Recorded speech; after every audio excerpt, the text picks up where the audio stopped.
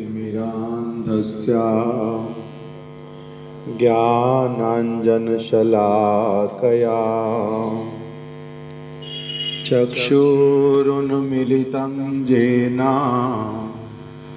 तस्मै श्रीगुरवे नमः। वाञ्छाकल्पतरुभ्यश्च कृपा सिन्धुभ्य एव च पतितानां पावनेभ्यो वैष्णवेभ्यो नमो नमः। श्रीकृष्ण चैतन्य प्रभु नित्यानंद श्री अद्वैत गदाधर श्रीवासादि गौरभक्त वृंद। हरे कृष्णा कृष्णा कृष्णा हरे हरे, हरे राम राम राम हरे हरे।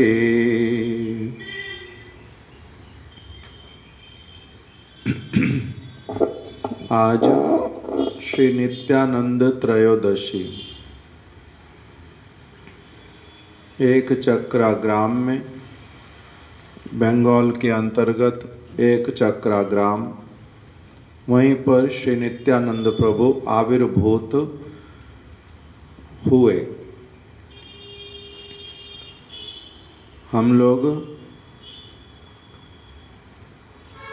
अद्वैत सप्तमी, नित्यानंद त्रयोदशी और फिर श्री गौर पूर्णिमा, इन तीनों तिथियों में ही क्या करते हैं? व्रत उपवास। गुरु वर्गों ने इसी प्रकार का अपना जीवन में सब समय पालन करके हम लोगों को शिक्षा प्रदान की। इस तिथि का भी नाम क्या है? श्री हरिवासर, भगवान की ही तिथि, हरि की तिथि। तो इसीलिए आज व्रत उपवास अर्थात एकादशी के जैसा ही, जिसको आवश्यकता असमर्थ पक्ष के लिए, अर्थात जिनका शरीर काम नहीं करता, जिनको आवश्यकता होती है, जो असमर्थ हैं, उनके लिए फलाहार इत्यादि का सबसे पहले निर्जल, फिर केवल जल, फिर उसके बाद में अगर आवश्यकता उसी जल में ही नींबू इत्यादि मिला करके, शर्करा मिला करके शरबत इत्यादि लेना। फिर उसके बाद में भी अगर किसी का नहीं चलता फिर फल, फिर अगर नहीं चलता तब उसके बाद आता है अग्नि पर पकी हुई कोई चीज, अर्थात उसमें भी जो व्रत में, उपवास में जो वस्तु फलाहार के अंतर्गत आती है उस वस्तु को लेना। फिर उसमें आता है कि एकाहार, एक ही बार लेना।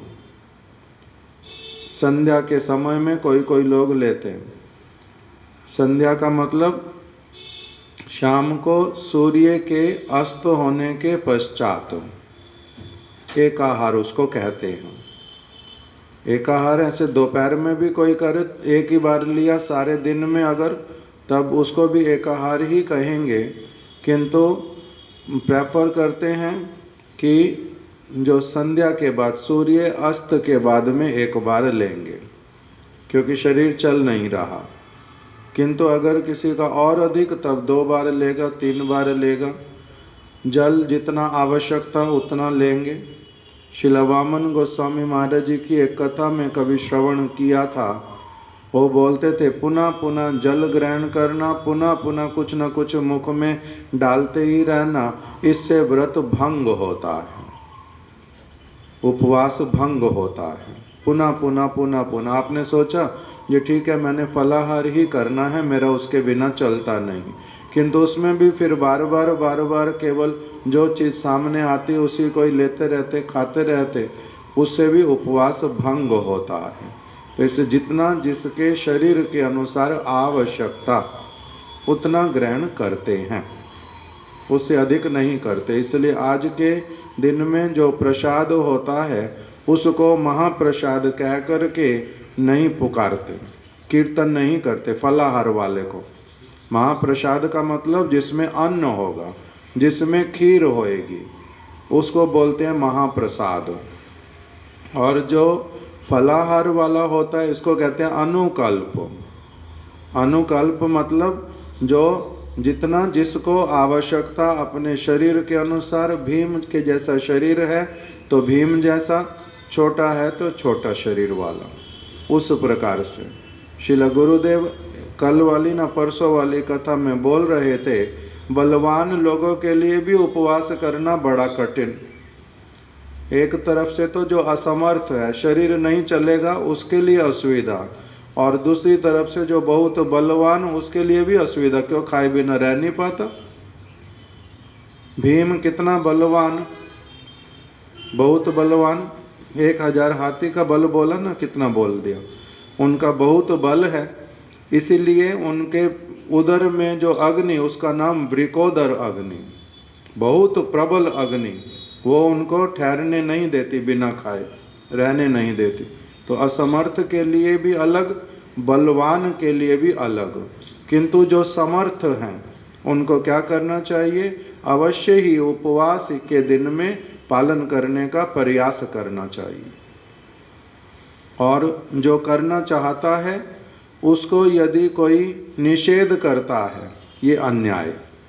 जिसका सामर्थ्य है करने का, अगर वो कर सकता है बहुत अच्छा ही है, उसको कभी भी भोजन ग्रहण करने के लिए, कोई भी चीज़ लेने के लिए जोर नहीं करना चाहिए। इसलिए एकादशी के दिन में पहले हमारे मथुरा मठ में नियम था, घंटी बजेगी नहीं प्रसाद वाली, प्रसाद की घंटी उस दिन नहीं बजाएंगे। जिसको पाना अपने आप से अपना चले जाओ और ले करके पालो, किंतु हम तुम्हें बुलाएंगे नहीं। क्यों? आज के दिन में किसी को प्रसाद के लिए बुलाना वो भी निषेध। कि क्यों हमने बुलाना? जिसका आवश्यकता होगा वो अपने आप से लेगा, बना देते, भोग लगा देते, ले करके रख देते। जिसको लेना अपने आप से लेते रहो। उस प्रकार से प्रसाद के दिन में, एक व्रत के दिन में, उपवास के दिन में किसी को बुलाते नहीं, अपने आप से जिसको लेना वो ले लेंगे। तो जैसा भी हो, आज श्री नित्यानंद त्रयोदशी, नित्यानंद प्रभु साक्षात बलदेव विष्णु तत्व, इसीलिए उनकी तिथि में उपवास होता है। विष्णु तिथि में ही उपवास करते हैं, शक्ति तिथि में उपवास नहीं करते। शक्ति का क्या होगा? केवल व्रत। राधाष्टमी, रामनवमी इत्यादि में व्रत होगा, मतलब उनका महोत्सव करेंगे, गुणगान गाएंगे, अभिषेक करेंगे, उनको प्रणाम करेंगे, उनको भोग निवेदन करेंगे, उसका नाम होता व्रत। व्रत करेंगे। आज के दिन किंतु क्या है? व्रत उपवास। किसी किसी स्थान पर नहीं भी करते उपवास, वैष्णव लोग ही, प्रभुपाद जी के अनुगत जन ही, जो प्रभुपाद जी के एक आश्रित जिनका नाम भक्ति स्वरूप पर्वत गोस्वामी महाराज और शिला भक्ति वेदांत स्वामी महाराज, इस्कॉन के जो आचार्य, उन्होंने इस दिन में विग्रह प्रतिष्ठा इत्यादि किया और फिर महोत्सव का ही प्रवर्तन किया। वो लोग उस दिन व्रत करते हैं किंतु उपवास नहीं करते। किंतु हम लोगों ने, मेरे तो तीनों गुरु महाराज जी को, गुरुदेव को और महाराज जी को, सभी को ही व्रत करते हुए देखा नित्यानंद त्रयोदशी में। कोई कोई लोग अद्वैत सप्तमी में व्रत नहीं करते। अद्वैत सप्तमी में चैतन्य गौड़िया मठ में भी अद्वैत सप्तमी के दिन नहीं करते।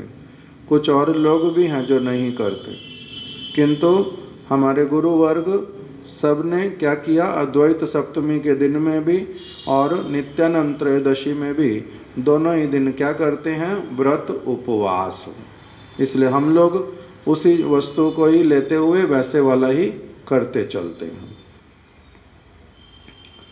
हम लोग जो श्रील रामानुजाचार्य जी के विषय में श्रवण कर रहे हैं, वही उनके विषय में भी क्या वर्णन कर दिया। सबसे पहले ही गुरुदेव ने जिस प्रकार से उनका प्रारंभ किया वो है संकर्षण के अंश, संकर्षण के एक अंश।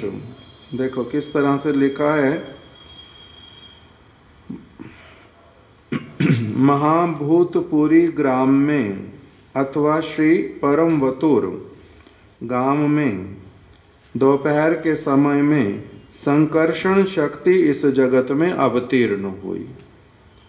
संकर्षण शक्ति कहने का अर्थ भगवान बलदेव, उन्हीं का ही जो अंश, उन्हीं को ही क्या कहा गया, संकर्षण शक्ति।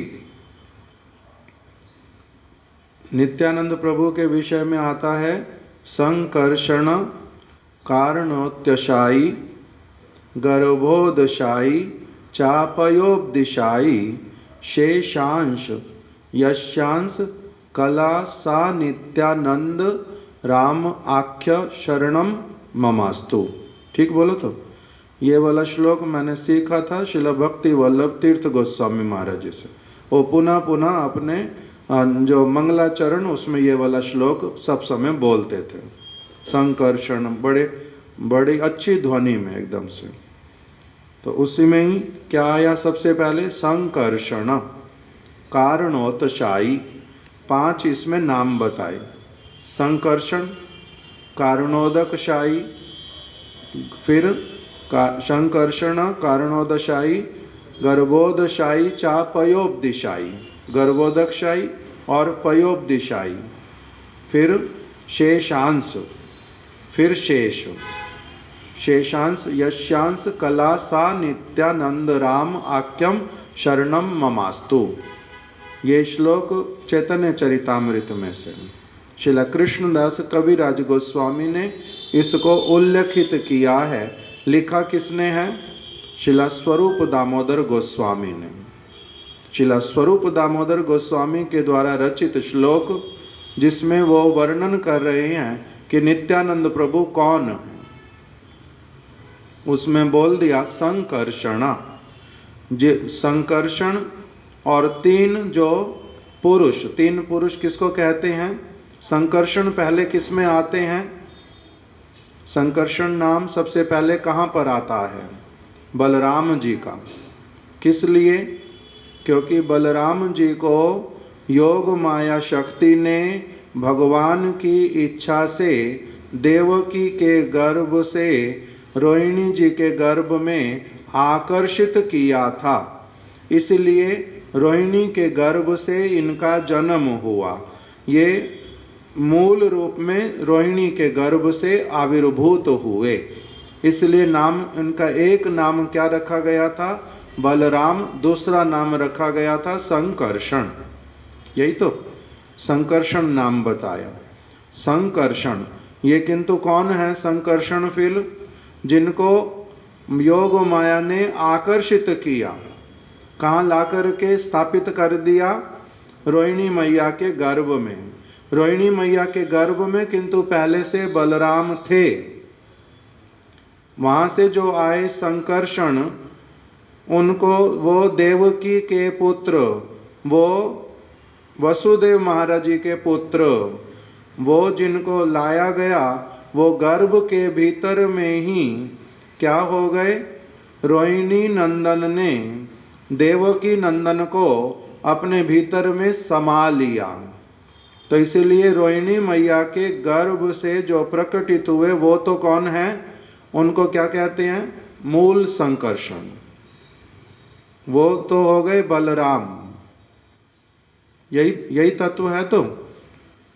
तो वो तो जैसे कृष्ण यशोदानंदन, कृष्ण देवकी नंदन, देवकी नंदन कृष्ण को वसुदेव जी लेकर के आए, और गोकुल में यशोदानंदन कृष्ण जो हैं उन्होंने क्या कर लिया, आत्मसात कर लिया, अपने भीतर में समा लिया। किसको?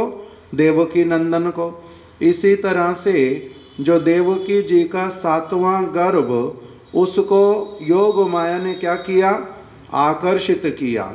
आकर्षित किया मतलब उस गर्भ से उनको निकाल लिया और लेकर के गर्भ को ही कहाँ स्थापित कर दिया, स्थापित कर दिया रोहिणी मैया के गर्भ में। तो वहाँ पर 2 संतान तो फिर हुई नहीं, क्योंकि पहले से ही वो माता गर्भवती थी, रोहिणी माता भी।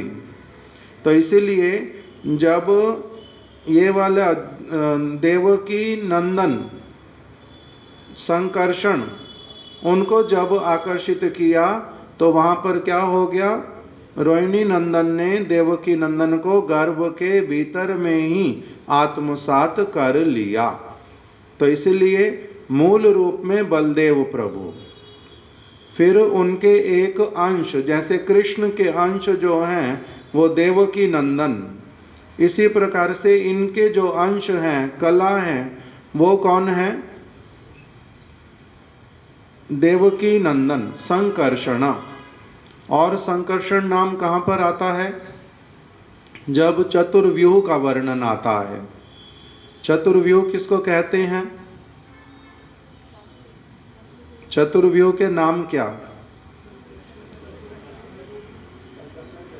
संकर्षण, प्रद्युम्न, अनिरुद्ध, पहले वासुदेव, वासुदेव, संकर्षण, प्रद्युम्न, अनिरुद्ध, इसको एक साथ में कहते हैं चतुर्व्यूह। अर्थात भगवान जब इस जगत में अपना विस्तार करना चाहते हैं, तब उस समय सबसे पहले जो ये तत्व 4 ये प्रकटित होते हैं, कहाँ पर, वैकुंठ लोक में। संकर्षण, वासुदेव, संकर्षण, प्रद्युम्न और अनिरुद्ध। तो वासुदेव कौन हुए, कृष्ण के ऐसे वाले अंश जो वसुदेव और देवकी को कृतार्थ करते हैं। उनका नाम तो क्या हुआ, वासुदेव। पिताजी का नाम वसुदेव, इनका नाम क्या हो गया, वासुदेव। और दूसरा उसमें क्या है फिर, संकर्षण। संकर्षण कौन है, वही जिनको क्या किया गया था, योग माया के द्वारा आकर्षित किया गया था। वही संकर्षण फिर से कहाँ पर आ गए, जैसे जब अक्रूर जी कृष्ण को, बलदेव जी को लेकर के गए, तो वहीं पर ही क्या हुआ, अक्रूर घाट पे जो वृंदावन वाले कृष्ण वो वृंदावन रह गए, वृंदावन वाले बलराम वृंदावन में ही रह गए, और जो मथुरा वाले कृष्ण, मथुरा वाले बलराम वो अक्रूर जी के साथ में चले गए। तो वहाँ पर जो गए उनके नाम क्या, वासुदेव, उनका नाम संकर्षण। कृष्ण जो मथुरा में रहते हैं उनका नाम वासुदेव, और जो बलराम जी मथुरा में रहते हैं उनका नाम संकर्षण। तो इसलिए वासुदेव, संकर्षण। फिर तीसरा क्या हुआ, अनिरुद्ध। वासुदेव, संकर्षण, प्रद्युम्न और फिर अनिरुद्ध। प्रद्युम्न कौन है, कृष्ण के कौन है, पुत्र के रूप में प्रकटित हुए। और फिर अनिरुद्ध कौन है, प्रद्युम्न के पुत्र अनिरुद्ध। तो इस प्रकार से ये चतुर्व्यूह जो है कहाँ पर वास करते हैं, द्वारिका में। ये द्वारिका में, मथुरा से कृष्ण और बलराम, फिर आगे जाकर के द्वारिका में कृष्ण के ही विस्तार साथ में आ गए। तो इसीलिए एक साथ उनका नाम क्या हो गया चतुर्व्यूह का, वासुदेव, संकर्षण और प्रद्युम्न और फिर अनिरुद्ध, ये 4। फिर अब जो कविराज गोस्वामी ने बताया श्लोक, उसमें क्या कह रहे हैं? संकर्षणा कारणोत्शायी। अब वैकुंठ लोक में वही जो संकर्षण है, एक हो गए द्वारिका में जो इस धराधाम पर प्रकटित हुए, वही के वही संकर्षण जो हैं जब वैकुंठ लोक में हैं, वैकुंठ के अंतर्गत ही द्वारिका, वैकुंठ के बहुत ऊंचे भाग में एक स्थान द्वारिका, उससे ऊंचा स्थान मथुरा, उससे ऊंचा स्थान गोलोक वृंदावन। तो इन तीनों को कहते हैं कृष्ण लोक। उसी कृष्ण लोक में जो मथुरा अथवा द्वारिका, वहाँ पर जो संकर्षण वास करते हैं, उन्हीं संकर्षण का, संकर्षण कारणोत्शायी, वो सबसे पहले किस रूप में अपना विस्तार करते हैं? कारणोदकशायी। वही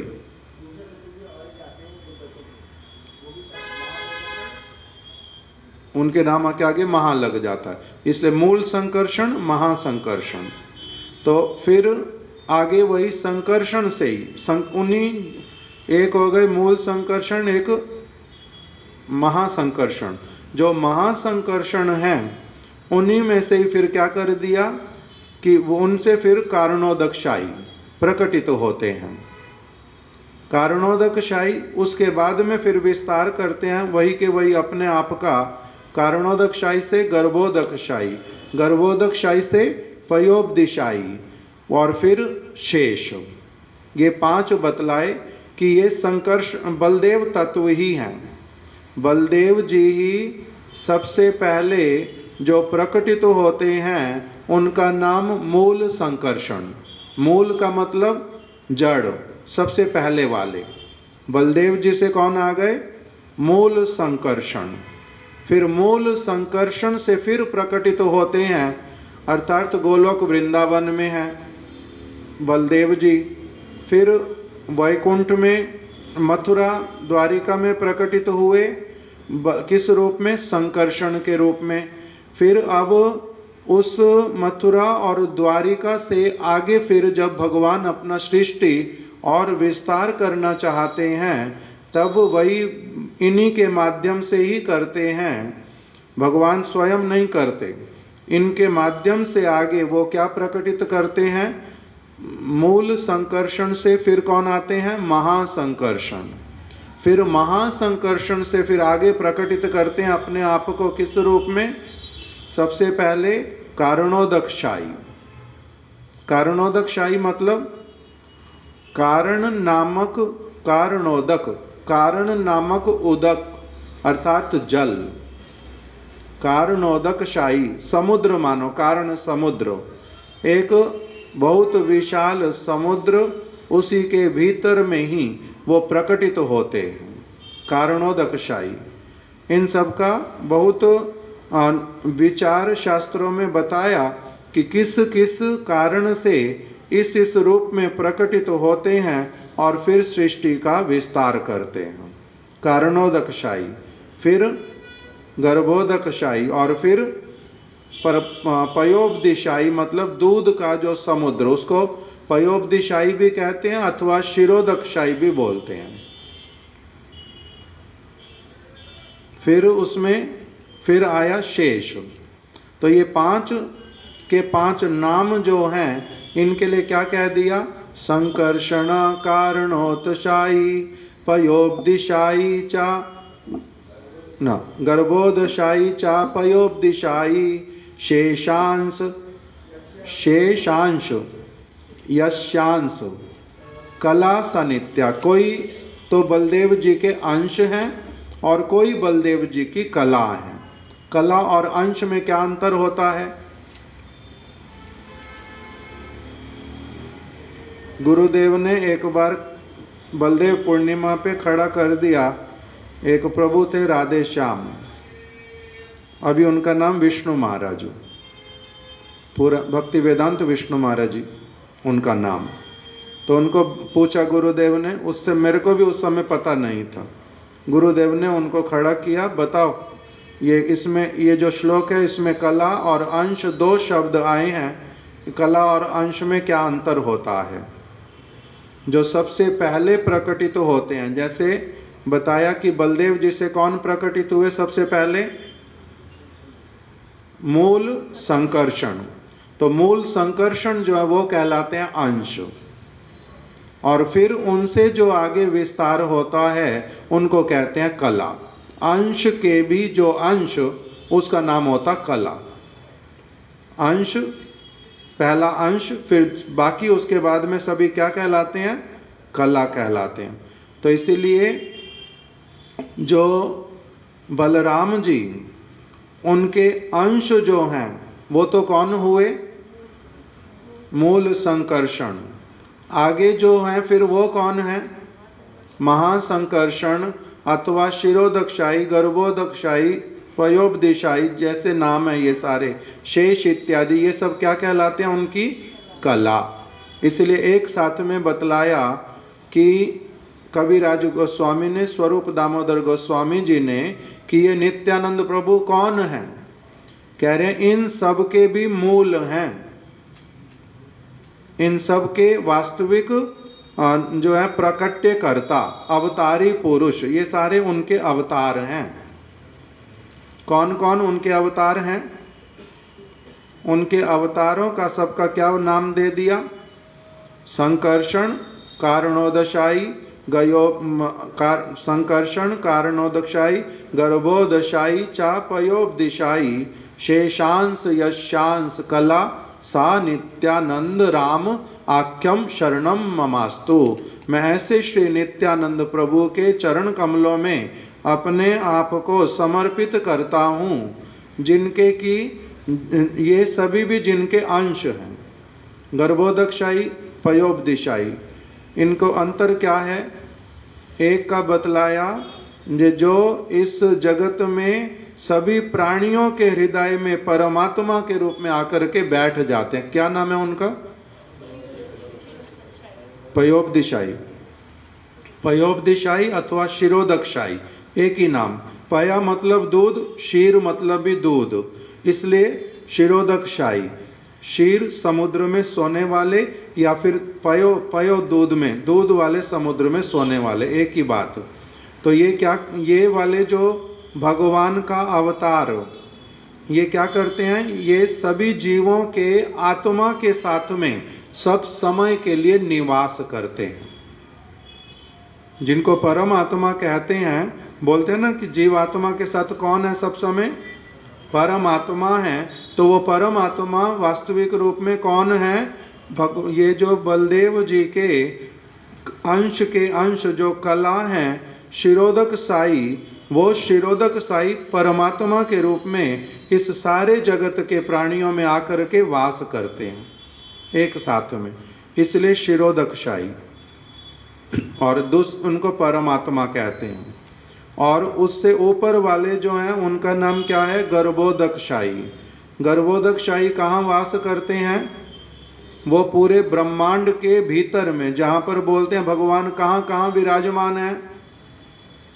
भगवान जगत में कहाँ पर हैं? कर्ण कर्ण में विराजमान है, प्रत्येक स्थान पर हैं, सभी जगह पर वो विराजित हैं। वो कौन से वाले भगवान की बात की जाती है? गर्भोदक्षाई विष्णु। इसलिए उनके नाम के आगे लगता है विष्णु। व्यापनोति, सर्वत्र व्याप्त हैं।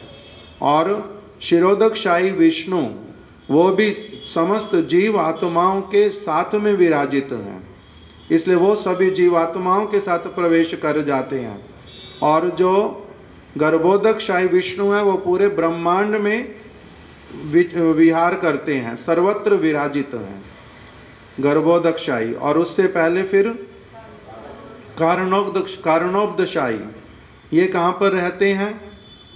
कारणोपदशाई विष्णु कौन है? कारण समुद्र में, वहाँ क्या कर रहे हैं?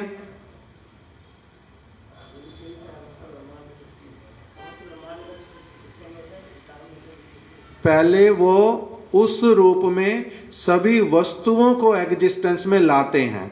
उसके बाद ही तो फिर प्रवेश करते हैं उसमें। पहले तो ये सारी वस्तु एग्जिस्टेंस में आती है, तब फिर इसके भीतर कण कण में विराजित हो जाते हैं, फिर सब जीवात्माओं में विराजित हो जाते हैं। पहले क्या होएगा, सारा कुछ सृष्टि में आता है, एग्जिस्टेंस में आता है। तो वो जो सारी वस्तुओं को पहले एग्जिस्टेंस में लाते हैं, यहाँ के सारे स्थानों को, जितने ब्रह्मांड हैं जिनके नाम हम सुनते हैं कि करोड़ों करोड़ों ब्रह्मांड हैं, सभी वस्तुओं की सृष्टि जो करते हैं वो कौन है, उनका नाम कारणोपदेशाई। इस प्रकार से जिनका बता दिया, संकर्षणा, कारणोतशाई, फिर गर्भोदशाई, पयोपदिशाई, शेषांश, फिर उनका जो एक और नाम बताया शेष के रूप में, वो फिर क्या करते हैं, जिस जिस वस्तु को भगवान सृष्टि करते हैं शेष के रूप में, ये उन सारी वस्तुओं को धारण करते हैं, और उनकी जो सारी गति है वो अपने अपने कक्ष में सारी वस्तुएं भ्रमण करती हैं। कोई स्थिर रहती है, कोई किसी स्थान से एक स्थान से दूसरे स्थान पर शिफ्ट होती हैं। ये सारा कुछ जो है किसके निरीक्षण में होता है, शेष के रूप में। मूल रूप में वो किसको धारण करते हैं, पृथ्वी को। तो इसीलिए उनके लिए क्या कह दिया, संकर्षणा, कारणोतशाई, गर्भोदशाई, चापयोपदिशाई, शेषांश, यशांश, कला, सा नित्यानंद राम आख्या शरणम ममास्तु। ऐसे जो नित्यानंद प्रभु, नित्यानंद प्रभु कौन है, साक्षात बलराम। जैसे गौरांग महाप्रभु साक्षात कृष्ण हैं, उसी तरह से बलदेव प्रभु हैं, नित्यानंद प्रभु, ये दोनों, नित्यानंद प्रभु साक्षात बलदेव। ये मूल संकर्षण या फिर महासंकर्षण इनके, ये वो नहीं है, वो तो इनके क्या हैं, अंश और कलाएं हैं। ये साक्षात कौन है, बलराम। इस प्रकार से कहा, जिनका जो इस प्रकार से सर्वत्र व्याप्त, जो समस्त वस्तुओं को धारण करने वाले, जो कण कण में विराजमान, जिनका सृष्टि करने का समस्त जो पूरा का पूरा, जिनके माध्यम से भगवान पूर्ण रूप में, जिनके माध्यम से सब कुछ करवाते हैं, ऐसे जो नित्यानंद प्रभु, मैं उनके चरणों की शरण ग्रहण करता हूँ। फिर वही नित्यानंद, वही बलराम जगत में, यहाँ ये तो उनका विस्तार वाला, और स्वयं जो है वो क्या करते हैं, वहीं पर जो सबसे पहले मूल संकर्षण, वो क्या करते हैं, भगवान के पादुका, भगवान का छत्र, भगवान के वस्त्र, भगवान की समस्त वस्तुएं, वो सेवा के लिए अपने इन रूपों को, अपने आप को इन रूपों में विस्तार करते हैं।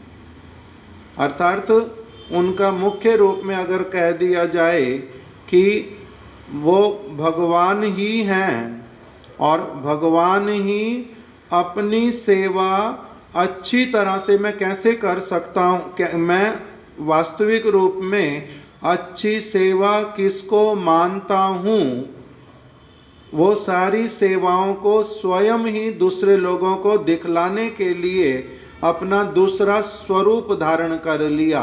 उसी का नाम क्या बता दिया, बलराम। इसीलिए बताया कि दो देह एक आत्मा, केवल मात्र शरीर का अंतर है,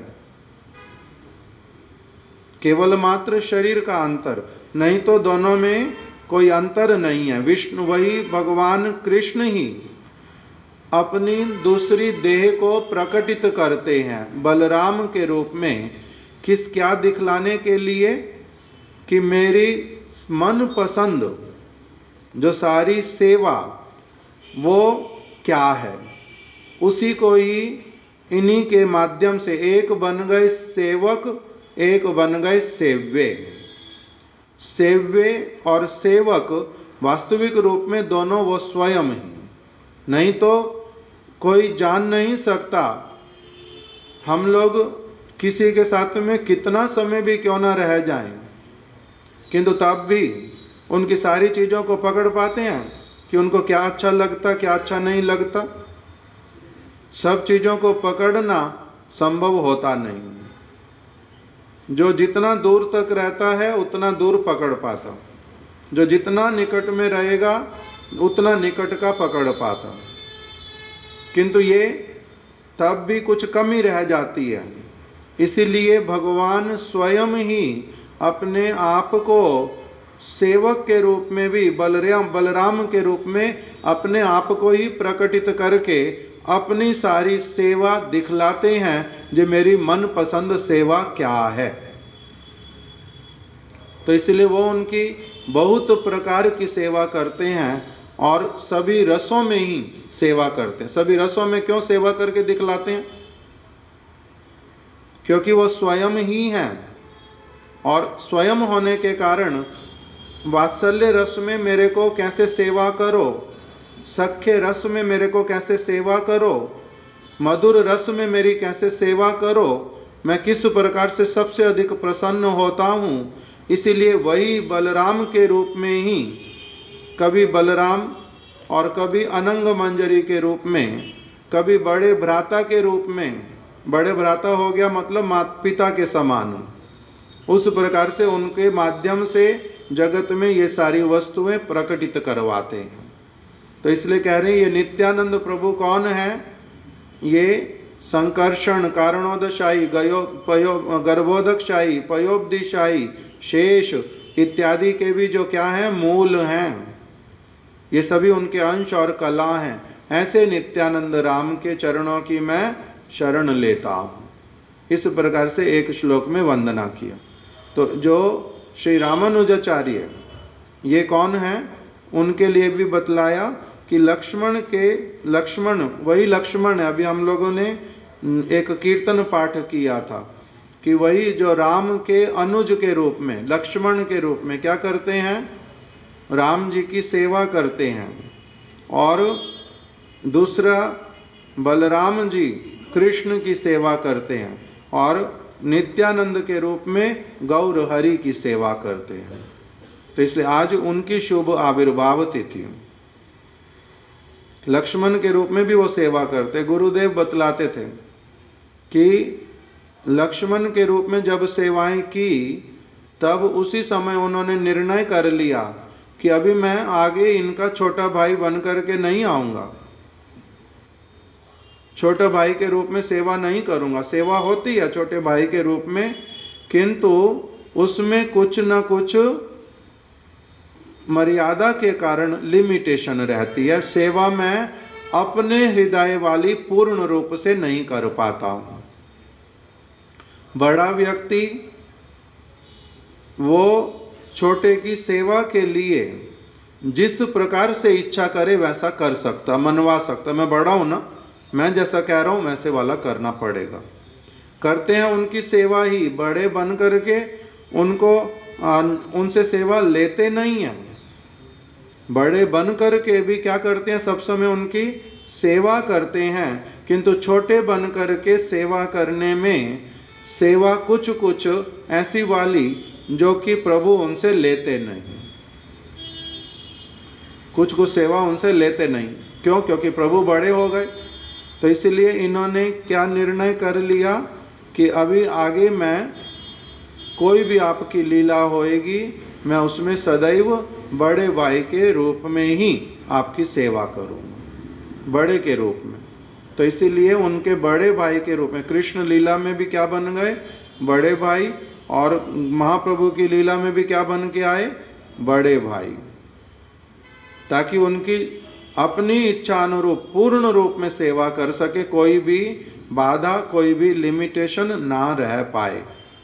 उस प्रकार की सेवा की। तो उन्हीं के ही हम लोग जो रामानुजाचार्य जी, इनके लिए क्या बोल दिया कि संकर्षण शक्ति ही इस जगत में अवतीर्ण हुई, रामानुजाचार्य के रूप में भी। उन्हीं की कथा को हम लोग 2-3 दिन से कुछ श्रवण कर रहे हैं। हमने श्रवण किया था कैसे वो इनका नाम क्या हो गया, श्री लक्ष्मण देशिक। लक्ष्मण देशिक कह करके सभी लोग पुकारते थे। देशिक शब्द का अर्थ क्या होता है पता है? प्रभुपाद जी के एक आश्रित भक्त जिनका नाम श्री भक्ति देशिक आचार्य महाराज, उन्होंने अष्टक लिखे कुछ भक्ति देशिक आचार्य महाराज। देशिक शब्द का अर्थ होता है पूर्ण रूप में भक्ति के तत्व को A to Z सारा जानने वाले। देशिक शब्द का अर्थ होता है पूर्ण रूप में किसी जिस वस्तु को उन्होंने पकड़ा उसको पूर्ण रूप में जानने वाले। एक्सपर्ट अथवा और क्या वर्ड बोलेंगे, डॉक्टर्स के लिए क्या कहते हैं, ये एक्सपर्ट है, और स्पेशलिस्ट, और कुछ भी एक शब्द आता है। जैसा भी हो, तो उसी तरह से देशिक शब्द का अर्थ क्या हुआ, भक्ति देशिक, मतलब कि उस वस्तु को पूर्ण रूप में आत्मसात करने वाले। तो इसलिए देशिकई तत्व कोविदई, कौन सा श्लोक है ये, देशिकई तत्व कोविदई। कोविद को बोलते हैं देशिक, हैं ये वाला नहीं है, देशिकई तत्व कोविदई।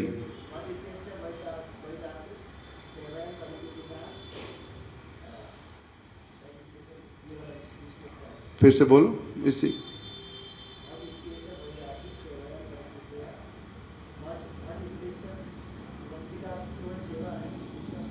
भज धातु सेवायाम वाले में ये तो अर्थ कर दिया केवल। देशिक तत्व को भी दई, ये मुझे पता है महाराज।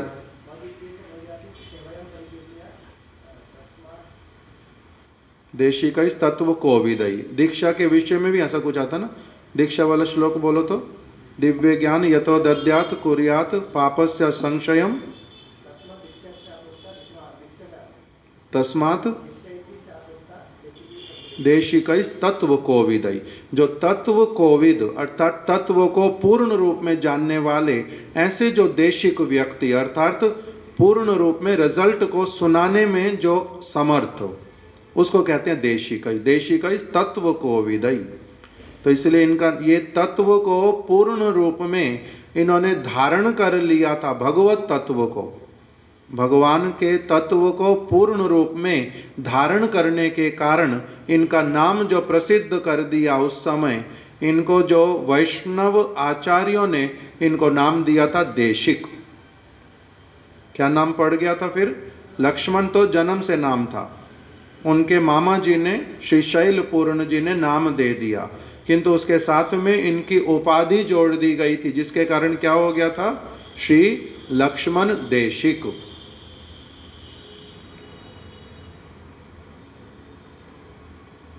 जो ये लक्ष्मण देशिक ये कांची नगरी में यादव आचार्य के निकट पड़े से वेदांत का अध्ययन करने लगे, और एक घटना हो गई, चोल राज की कन्या को प्रेत ने पकड़ लिया, उसको वहाँ पर यादव आचार्य का बताया वो वाला घटना पूरा। दूसरा क्या बताया था, उनकी तेल से मालिश कर रहे थे और वहीं पर ही क्या सुन लिया, कब प्यासम का इन्होंने ठीक अर्थ कर दिया और उनको असुविधा हुई।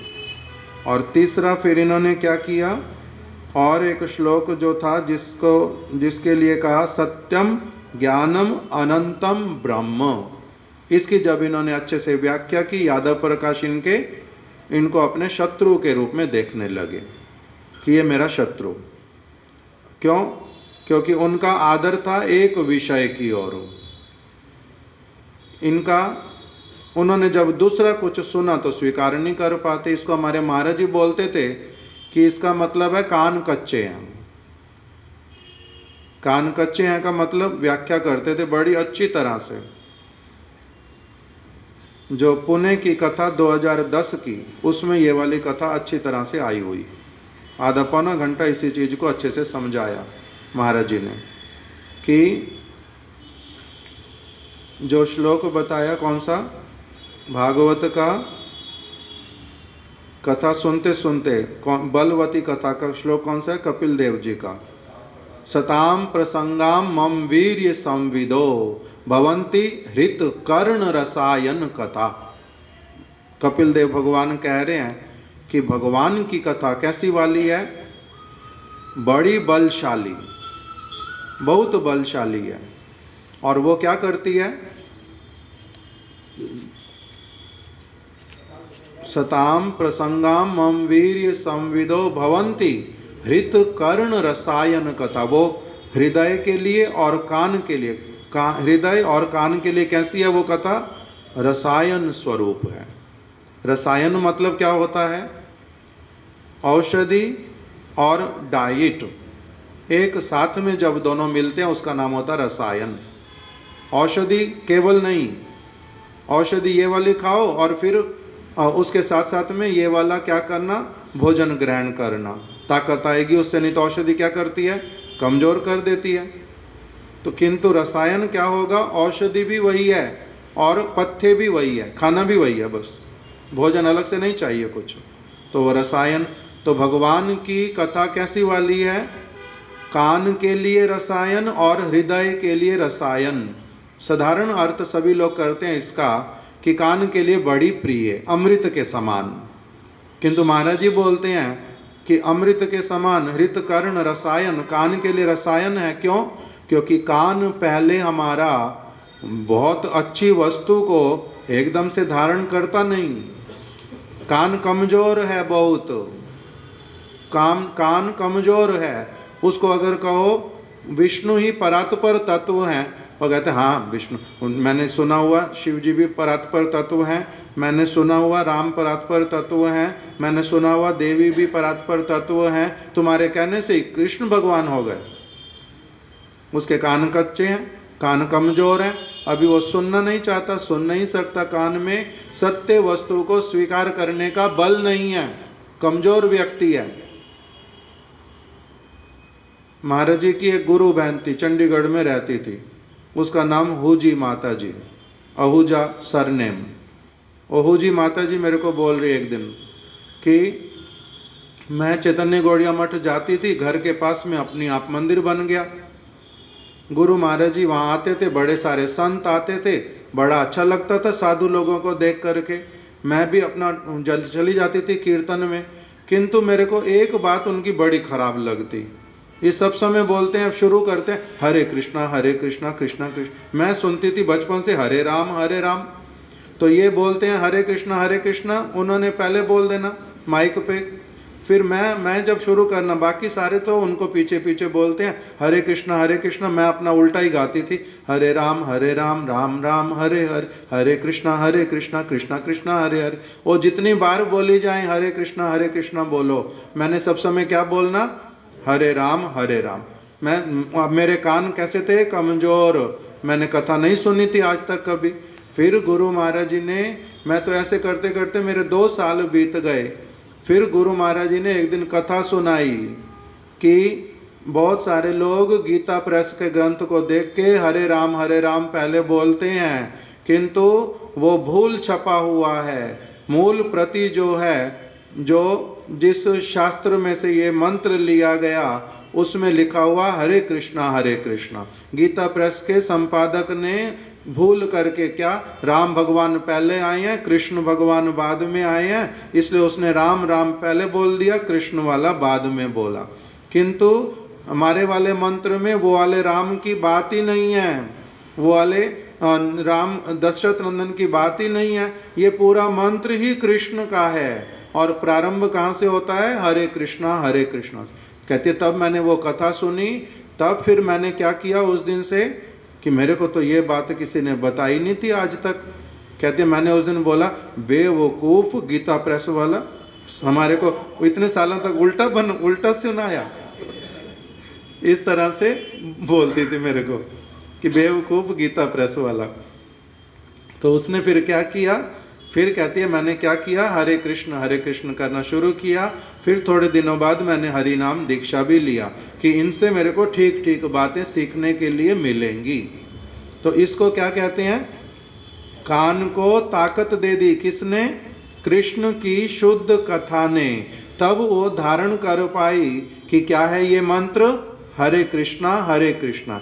इसी को कहते हैं हृत कर्ण रसायन कथा। हृदय को और कान को रसायन देने वाली, उसके रोग को ठीक करने वाली, कमजोरी को, और साथ साथ में बल प्रदान करने वाली। महाराज जी उसमें उदाहरण दे रहे हैं अपनी कथा में कि मैंने एक किसी को कथा सुनाता था तो वो बोलता है कि बाकी तो मेरे को कृष्ण की सारी बातें भागवत की अच्छी लगती हैं। तेजभान शर्मा वो मेरे को बोलता है कि मैं किंतु ये नहीं मानता कि अजामिल ने केवल जिस किसी तरह से गलती से भी उसके मुंह से निकल गया नारायण नारायण अपने पुत्र का नाम, और भगवान जो है आ गए साथ साथ, अपने दूतों को भेज दिया, उन्होंने अपने दूतों को भेज दिया, ये मेरे को नहीं विश्वास होता। महापापी, एक बार केवल नाम किया तो इसका मतलब वो अपने दूतों को भेज देंगे। भागवत की इस बात में मेरा विश्वास नहीं होता। विश्वास नहीं होने का मतलब कान क्या है, कमजोर है। नहीं तो भागवत की बात में अविश्वास क्यों होएगा, गीता की बात में अविश्वास क्यों होएगा, क्योंकि वो क्या है, परम सत्य बात, उसमें अन्यथा कुछ है ही नहीं, दूसरी कोई चीज है ही नहीं। किंतु क्यों नहीं विश्वास होता, कहता मेरा हृदय ये बात नहीं मान पाता। क्यों नहीं मान पाता, क्योंकि अभी रसायन जो है वो कान को प्राप्त नहीं हुआ। कान क्या है, कमजोर है, इसलिए रसायन प्राप्त नहीं हुआ। किंतु एक दिन उसके ही बच्चे को, किसी बच्चे की लड़ाई हो गई, बड़े बेटे की, उनके तेजभान शर्मा के। फिर उनकी लड़ाई हो गई तो इनका छोटा बच्चा बुलाने आया मठ में। महाराज जी साथ में खड़े थे तो एकदम से उसने जैसे ही बोला कि पिताजी चलो दादी बुला रही हैं, बड़े भाई की लड़ाई हो गई है किसी से, दादी बुला रही हैं। तो वो तो पंजाबी में बोल रहे हैं किंतु विषय मिस हो जाता है फिर। तो वो उसने बोला कि दादी जी बुला रही हैं, चलो। किस लिए, भाई की लड़ाई हो गई है, दादी जी बुला रही हैं। तो एकदम से इसने कहा महाराज मैं अभी जाता हूँ, हाथ जोड़ के 1 सेकंड में भाग गया। फिर वो घर उनका था मठ की दीवार से थोड़ा सा एक गली छोड़ के, सामने पूरा दिखाई देता है, पीछे से मठ की पूरी गली दिखाई देती। तो महाराज जी बोलते उस समय हमारा बाउंड्री इत्यादि बना ही नहीं। मैं जैसे देखा, मैंने घर की तरफ गया, मैं भी उसी तरफ मठ वाली तरफ से देखने लगा क्या करते। तो एकदम से बाहर से उसने बोला अपने छोटे बेटे को ही, ला राइफल पकड़ा दे मेरे को। राइफल पकड़ करके अपना चला गया जहाँ लड़ाई हो रही थी। तो वहाँ पर बच्चों की लड़ाई, राइफल पकड़ करके चला गया। वहाँ तो जो महाराज जी पूरा इतिहास बता रहे वो तो हो गया। अगले दिन जब वो महाराज जी के पास आया तब महाराज जी कहते हैं कि शर्मा जी कल क्या हुआ था। तो बोलते हैं कि महाराज जी पूरी बात बताऊं, बेटे के साथ में उसके दोस्तों की लड़ाई हो गई। तो बच्चे लड़ाई करते हैं। फिर आपको मैंने देखा था राइफल उठा के जा रहे थे बड़े गुस्से में। तो कहते हैं हाँ जी महाराज जी। तो आपको पता था क्यों लड़ाई हुई है? नहीं पता था महाराज जी। फिर आप राइफल, इतना क्रोध, इतना बड़ी राइफल उठा करके क्यों चले गए?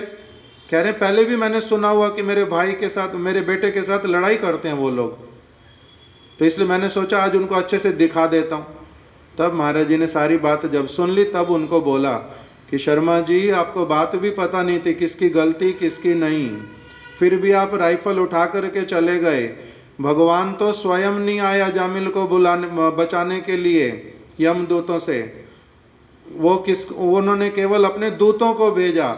और फिर आपको इतना विश्वास नहीं होता, आप अगर अपने दूत को भेजते तो भी तो भेज सकते थे ना? नहीं, अगर बिस्तर पे पड़े होते तब क्या करते?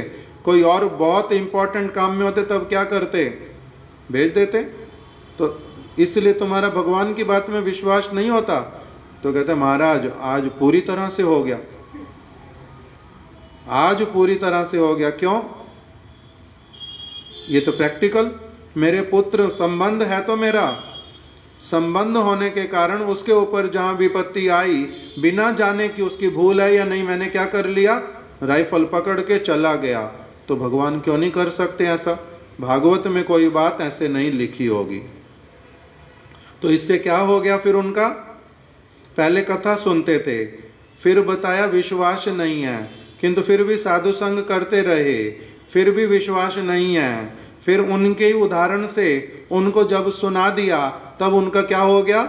उस वस्तु को धारण करने की योग्यता आ गई, समझने की ताकत आ गई। इसी का नाम क्या बोल दिया? कर्ण रसायन। कान के लिए रसायन है।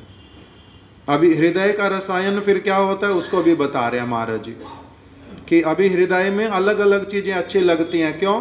क्योंकि हृदय कमजोर है। हृदय कमजोर होने के कारण जगत की सारी वस्तुओं को अच्छा मानता और चीजों में अटका रहता। किंतु बलवान कब होता है, उन सारी चीजों से निकल कब पाता है? जब ये कर्ण के माध्यम से, कर्ण जब अच्छी तरह से पुष्ट हो जाता है, फिर वही क्या करता है? वही हृदय को बल प्रदान करना प्रारंभ करता है। तो इसलिए भगवान की कथा ऐसी है, हृतकर्ण रसायन कथा। क्यों बताने लगा था? रामानुजाचार्य जी की किस बात से? तो जो यादव प्रकाश, उनके कान क्या है? कमजोर। उन्होंने केवल एक तरह की बात सुनी हुई है, इसीलिए जब उनको कोई ठीक बात, उससे अच्छी बात भी कोई बताता है तो उसको धारण नहीं कर पाते। जैसे हमारे गुरुदेव ने, शुकदेव गोस्वामी ने एक कथा सुनाई परीक्षित महाराज जी को।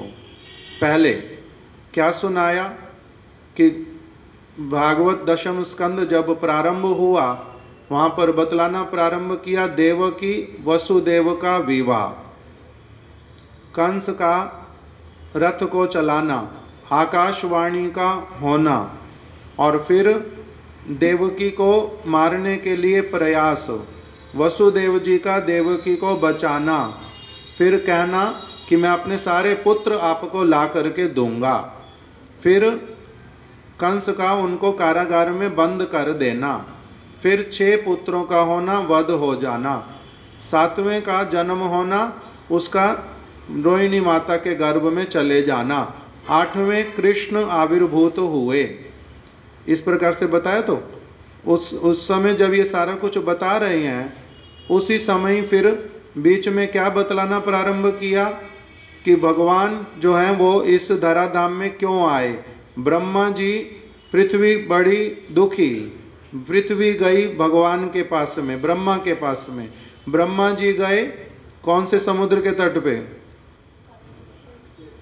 क्षीर सागर के तट पे, क्षीर सागर के तट पे। वहाँ पर भगवान की आकाशवाणी सुनाई दी। आकाशवाणी सुन के देवताओं के साथ में आ गए। देव और देवियों ने गोकुल में जन्म लिया, ब्रज में आ गए। फिर कैसे कैसे सबका हुआ, फिर कैसे कृष्ण आविर्भूत हुए, ये सारा कुछ बताया। तो ये सारा कुछ बताने के बाद जब फिर बताया बलराम के विषय में, तब शुकदेव परीक्षित महाराज जी ने एकदम प्रश्न किया। आपने पहले कहा कि बलदेव जी जो हैं वो रोहिणी के गर्भ में, बलदेव जी देवकी के गर्भ में आए, फिर देवकी के पुत्र हैं। फिर आपने कहा कि वही बलराम रोहिणी के पुत्र हैं। एक ही व्यक्ति अगर मरे बिना 2 माताओं का पुत्र कैसे हो सकता है? ये तो मुझे समझ नहीं आया, ये तो मेरे को समझ नहीं आया।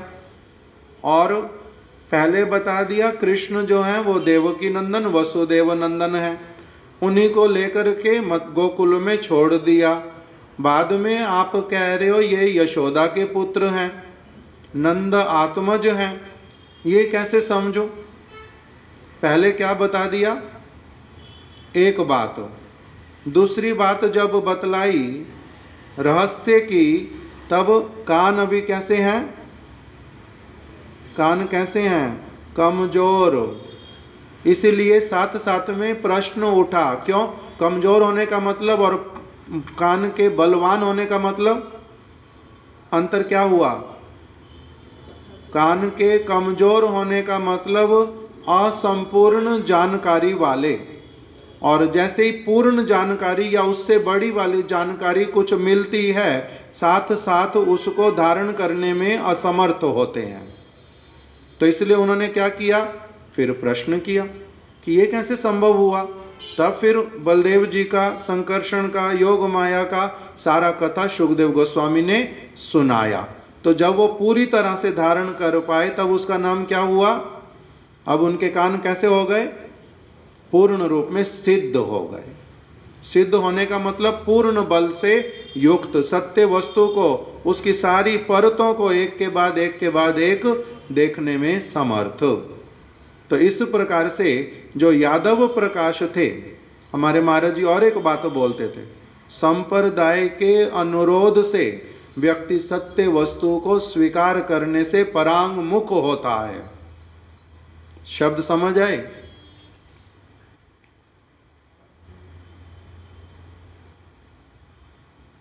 परांग मुख शब्द का अर्थ होता है विमुख होना, सुनना नहीं चाहते।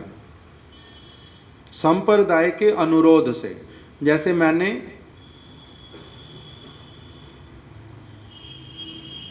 अपने किसी अध्यापक से, किसी टीचर से, किसी गुरु से, किसी से मैंने कुछ ग्रहण कर लिया। इसके लिए उदाहरण देता हूँ, तभी आसानी से समझ आएगा।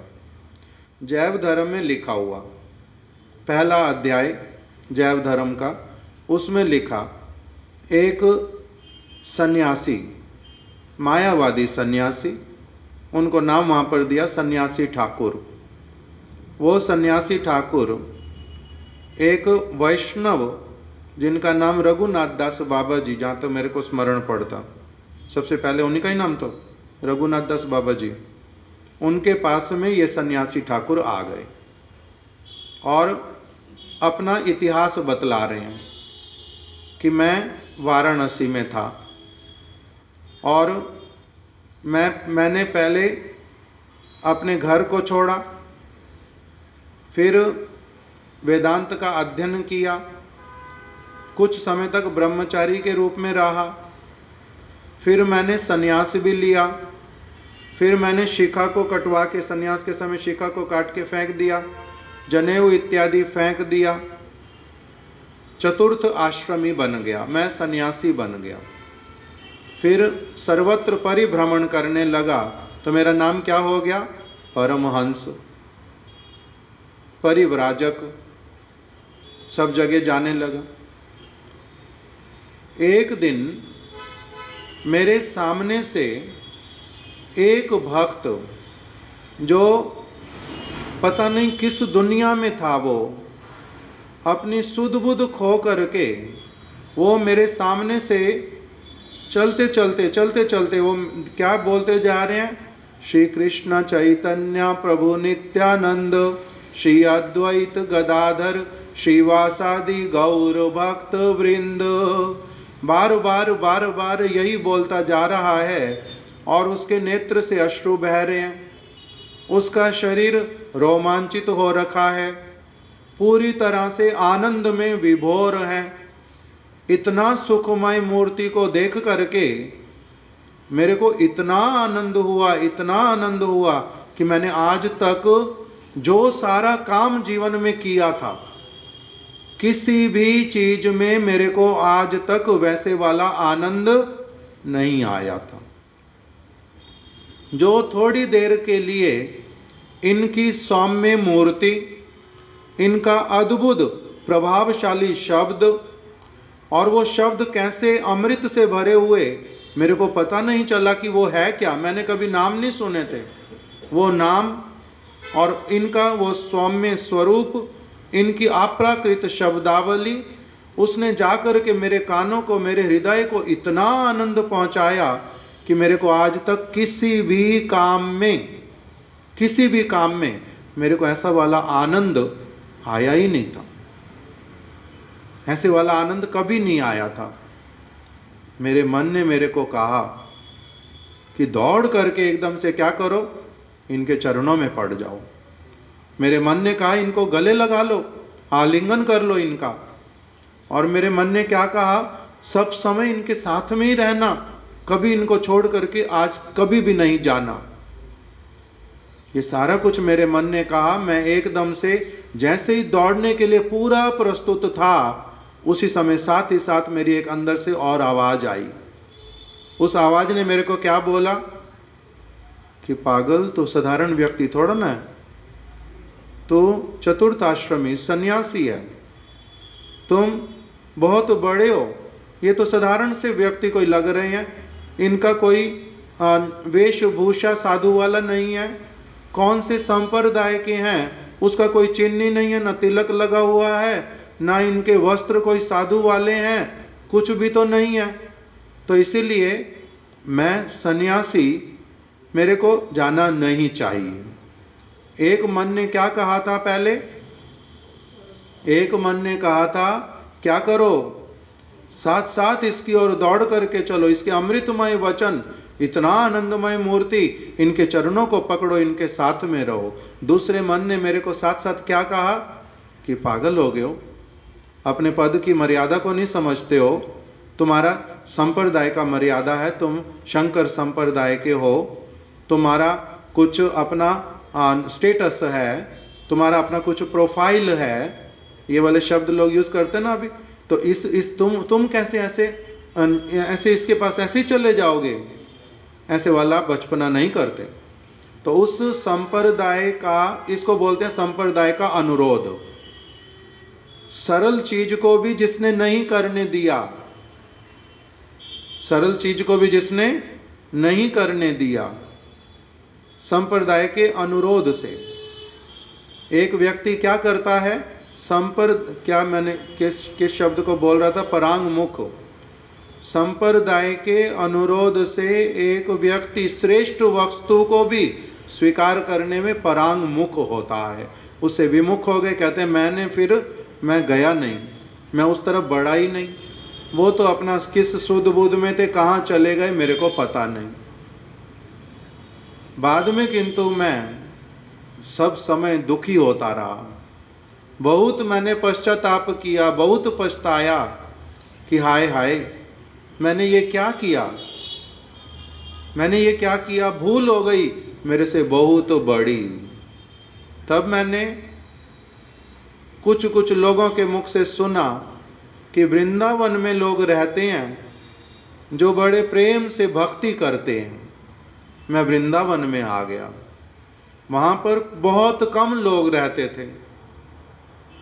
उन सब के मुख से मैंने क्या सुना, केवल रहते हैं वृंदावन में, सब समय बोलते हैं श्री कृष्ण चैतन्य प्रभु नित्यानंद, कभी वो बोलते हैं नवद्वीप धाम। तो मैंने वही के वही शब्द जब उन लोगों के मुख से सुने, तब मैंने उनसे पूछा कि ये श्री कृष्ण चैतन्य कौन है, ये प्रभु नित्यानंद कौन है, इनके विषय में ठीक से जानना हो, इनके भक्तों से अगर ठीक से मिलना हो तो क्या करूं, कहाँ जाऊं। तो उन्होंने ही मुझे बतलाया कि आप नवद्वीप धाम में जाओ, वहाँ पर इनके सारे भक्त रहते हैं, वहाँ इनका जन्म स्थान है।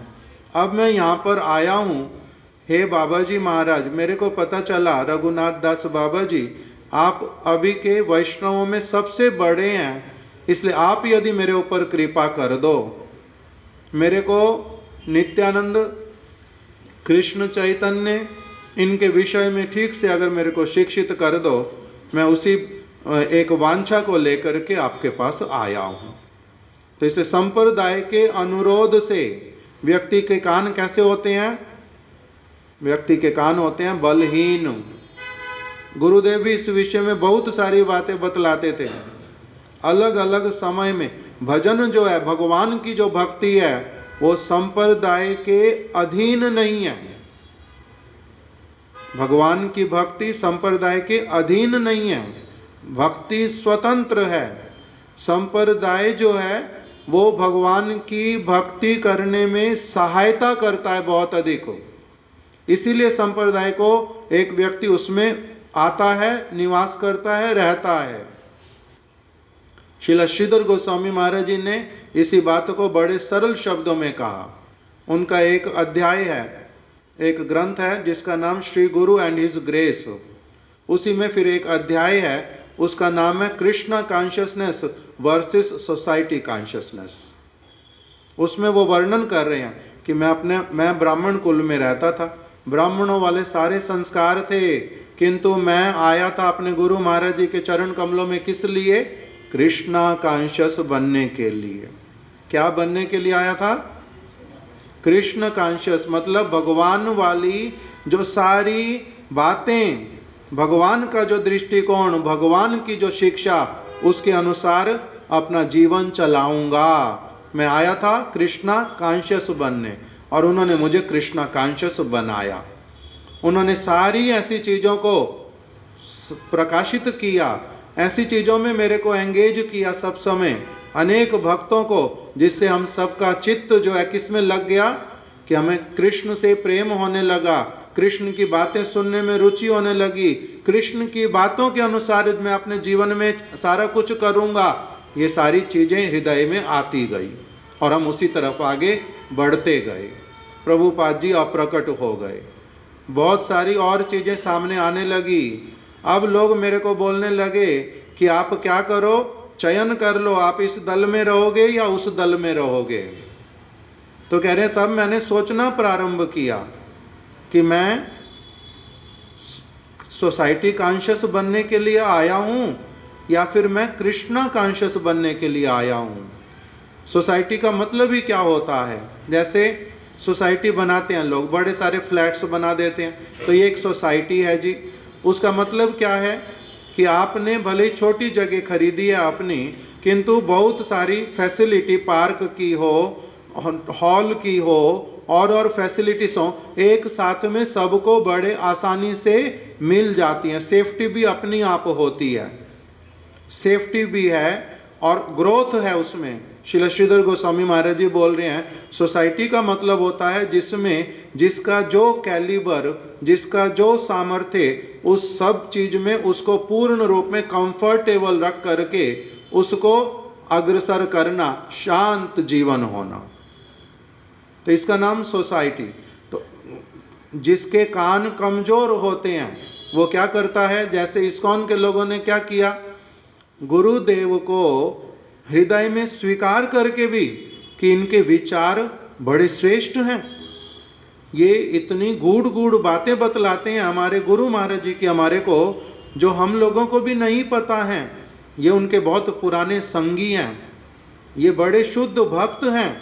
सारा कुछ स्वीकार करने पर भी फिर भी उनके दूसरे मन ने उनको क्या कहा, अगर सबके सामने इनको हम स्वीकार करेंगे, ये हमारे से बहुत बड़े हैं, तो हमारे सारे शिष्य इनके पास जाएंगे, सारा पैसा इनके पास जाएगा, हमारे को इनका छोटा बन के रहना पड़ेगा, हमारे को डांट सुननी पड़ेगी, हमारी स्वतंत्रता जो है वो छूट जाएगी। इसलिए क्या करना है, हमारे को सोसाइटी कॉन्शियस बनना है। कृष्णा कॉन्शियस वाली बात क्या थी? भगवान श्री कृष्ण ने क्या कहा? उन्होंने कहा है तद विद्धि प्रणिपातेन परिप्रश्नेन सेवया उपदेक्ष्यन्ति ते ज्ञानम ज्ञानिनस् तत्वदर्शिना। भगवान की बात नहीं मान करके उन्होंने अनुरोध किस चीज का रहा? अपने मन की बात का अधिक प्रभाव। तो इसको क्या कहते हैं? संप्रदाय के अनुरोध से सत्य वस्तु को स्वीकार करने में परांग मुक्ता। यही क्या करती है, एक व्यक्ति को फिर लूजर बनाती है, हायर बेनिफिट नहीं लेने देती। क्यों? क्योंकि कान क्या है अभी, हृदय कैसा है अभी कमजोर है, रसायन के द्वारा परिपक्व नहीं हुआ। अगर परिपक्व हो जाए तब श्रेष्ठ वस्तु को श्रेष्ठ कह करके स्वीकार करने में कभी किसी को कोई आपत्ति नहीं होती। इस प्रकार का तत्व। तो यादव प्रकाश जो है वो कैसे हैं? बहुत कान के कमजोर, संप्रदाय का अनुरोध है। शंकराचार्य जी ने कहा है, ये शंकराचार्य जी से ऊपर की बात बोलेगा। अरे भाई, शंकराचार्य जी से ऊपर भगवान रहेंगे ही रहेंगे। जो भगवान की बात बोलेगा वो शंकराचार्य की बात से सदैव ऊपर होएगी ही होएगी, कैसे नहीं होएगी? भगवान की बात सबसे ऊपर होती है। तो छोटे से छोटा बच्चा भी अगर भगवान की बात को एज इट इज बोलेगा तो वो बात कैसी होएगी? भूल वाले व्यक्ति की बात से सदैव ऊपर ही होएगी। तो इसीलिए जो रामानुजाचार्य, लक्ष्मण देशिक, इनकी बात यादव प्रकाश स्वीकार नहीं कर पाया और उनको उल्टा क्या मानने लगा? जो उनके बंधु वाला काम कर रहे हैं, भगवान वाली बात बता रहे हैं, उनको भी बंधु की बात को भी क्या देख लिया? शत्रु उनको मानने लग गए। तो इसमें कमी किसका? उनका अपना। अब अगर कहेंगे कि नहीं रामानुजाचार्य की तरफ से भी कुछ होगा, ये पागल व्यक्ति की बात होगी। गुरुदेव की तरफ से कुछ होगा तभी तो उनकी तरफ से भी इस प्रकार का हुआ। जो इस प्रकार की बात बोलेगा वो पागल। क्यों? क्योंकि लोगों का क्या होता है, ताली तो दो हाथ से बजती है। ये किसकी बात है? जो बोलता है ताली दो हाथ से ही बजती है, बोलते हैं ना ऐसा, ताली एक हाथ से थोड़ा ना बजती है। ताली किससे बजती है? दो हाथ से। वो साधारण जगत की बात, वहां पर ताली एक हाथ क्या, एक हाथ के बिना भी, बिना हाथों के भी बजती है। किंतु योग्यता हो तब तो, योग्यता होने से बिना हाथ के भी ताली बजेगी। तो इसी प्रकार से जो यादव प्रकाश जी का रामानुजाचार्य के साथ में जो विरोध हुआ, उसमें ताली केवल कहाँ से बजी है? एक हाथ से, दूसरे हाथ से ताली है ही नहीं। उन्होंने केवल भगवान की बात को, सत्य बात को सत्य रूप में कहा है। उसको जो अस्वीकार किया, किस लिए? क्योंकि हृदय कमजोर, कान कमजोर, अभी उसमें बल नहीं आया। बाद में यही यादव प्रकाश उनके शिष्य भी बने, उनका शिष्यत्व स्वीकार किया बाद में। ये वाला भी आएगा प्रसंग। आज यहीं तक रख देते, कल इससे आगे श्रवण करेंगे। वांछा कल्पतरुभ्यश्च कृपा सिंधुभ्य एव च पतितानां पावनेभ्यो वैष्णवेभ्यो नमो नमः। लिया धीरू प्रभु ले आओ। मुकुंद दत्त, मैंने एक पेटी की मिठाई और बिल्कुल भोग दिया।